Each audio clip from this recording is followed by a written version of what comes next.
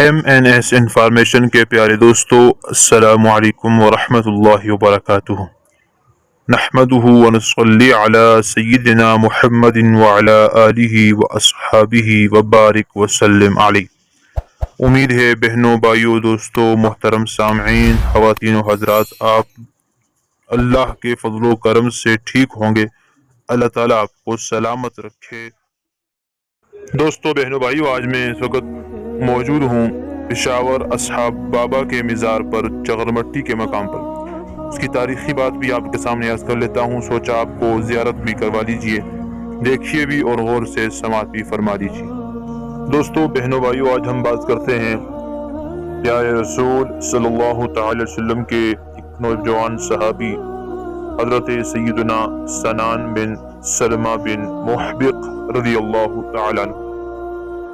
حضرت سیدنا سنان بن سلمہ بن محبق رضی اللہ تعالی عنہ پشاور کے نواحی علاقے چغرمٹی میں دفن صحابی رسول صلی اللہ علیہ وسلم ہے، اور لوگ آپ کو اصحاب بابا کے نام سے جانتے ہیں۔ پشاور کے ایک نواحی علاقے چغرمٹی کے مقام پر حضرت سیدنا سنان بن سلمہ بن محبق رضی اللہ تعالی عنہ کا مزار مبارک مرجع خاص و عام ہے، جسے لوگ اصحاب بابا کے نام سے یاد کرتے ہیں۔ حضرت سیدنا سنان بن سلمہ بن محبق رضی اللہ تعالی عنہ جلیل القدر صحابی رسول ہے، جو دیگر کئی اصحاب رسول پاک صلی اللہ علیہ وسلم اور مجاہدین اسلام کے ساتھ چغرمٹی کے اس مقام پر مدفون ہے۔ یہ پشاور کے اس مقام چغرمٹی پر ہندو راجاؤں کے ساتھ جنگ کے دوران اسلام کا جھنڈا لہرا کے سن 66 ہجری میں اس مقام پر شہید ہوئے، اور آج جس مقام پر ان کا یہ طویل مقبرہ بنا ہوا ہے، ادھر حقیقت کئی صحابہ کرام اور مجاہدین اسلام کا مشترکہ مقبرہ ہے۔ جو آپ کو لمبا نظر آ رہا ہے، اس میں کئی حضرات صحابہ کرام مدفون ہیں، مجاہدین مدفون ہیں۔ اس لحاظ سے اس مقبرہ اور مزار کو بڑی شان اور شوکت حاصل ہے۔ اس لحاظ سے مقبرہ اصحاب بابا کے نام سے پہچانا جاتا ہے، جس کے نیچے اتنی مبارک شان و عظمت والی شخصیات مدفون ہیں، جو اسلامی شوکت اور رفعت و عظمت کی خاطر اپنے علاقوں اور خاندانوں کو الوداع کہہ کر یہاں تشریف لائے، اور خالصتاً اللہ جل جلالہ کی رضا کے حصول اور حضور خاتم النبیین صلی اللہ علیہ وسلم کے لائے ہوئے مکمل اور جامع دین کی تبلیغ اور سربلندی کی خاطر کفار سے لڑے، اور اپنے معصوم و بلند و پاکیزہ مقصد کے حصول کے ساتھ ساتھ یہاں پر جامع شہادت نوش فرما کے آسودہ خاک ہوئے۔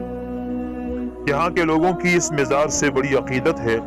حضرت سیدنا سنان بن سلمہ بن محبق رضی اللہ تعالی عنہ جلیل القدر صحابی رسول ہونے کے ساتھ ساتھ عالم و فاضل اور تجربہ کار اسلامی لشکر کے جرنیل اور سپاہ سالار بھی تھے۔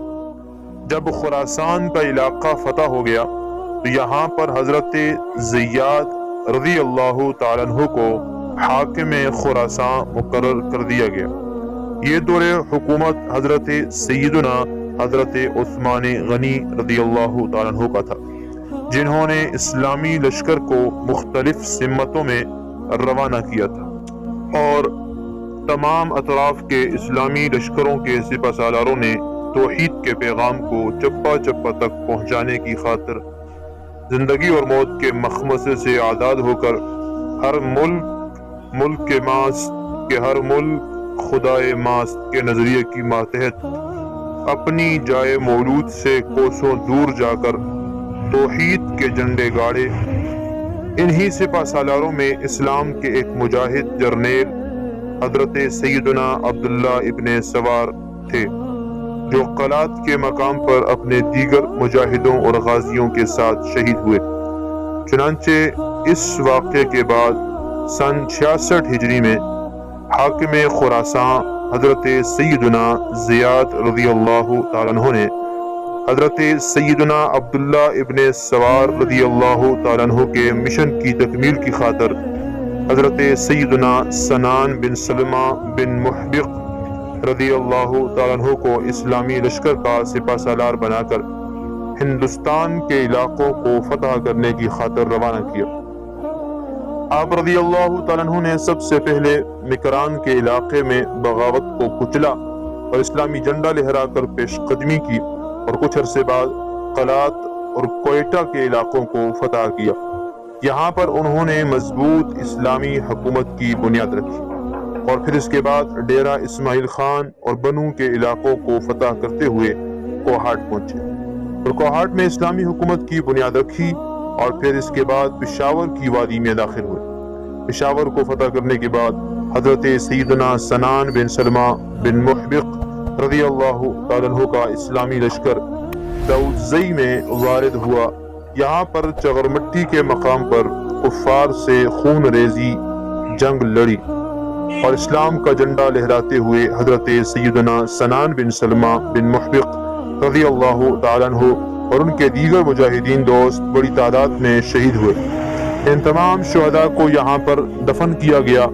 اس مزار کو لوگ مزار اصحاب بابا کے نام سے یاد کرتے ہیں، اور بڑی تعداد میں عقیدت مند مزار پر حاضری دیتے ہیں۔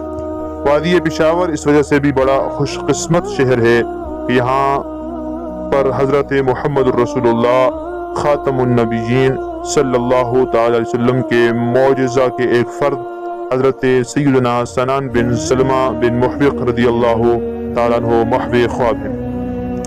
اللہ تعالیٰ ہم سب کو حضرات صحابہ کرام سے محبت عطا فرمائے، حضرات اہل بیت سے عشق عطا فرمائے، اور انہی کی طرح دین اسلام پر اپنی جان مال اولاد سب کچھ قربان کرنے کی توفیق عطا فرمائے۔ یہی عشق اور یہی محبتیں ہمیں دنیا آخرت میں کامیابی عطا فرمائیں گی۔ دنیا آخرت میں کامیابی کا بہترین ذریعہ انہی حضرات صحابہ کرام اور اہل بیت کا غلامی ہے۔ اللہ ہم سب کو ان کا غلام بنائے۔ السلام علیکم ورحمۃ اللہ وبرکاتہ۔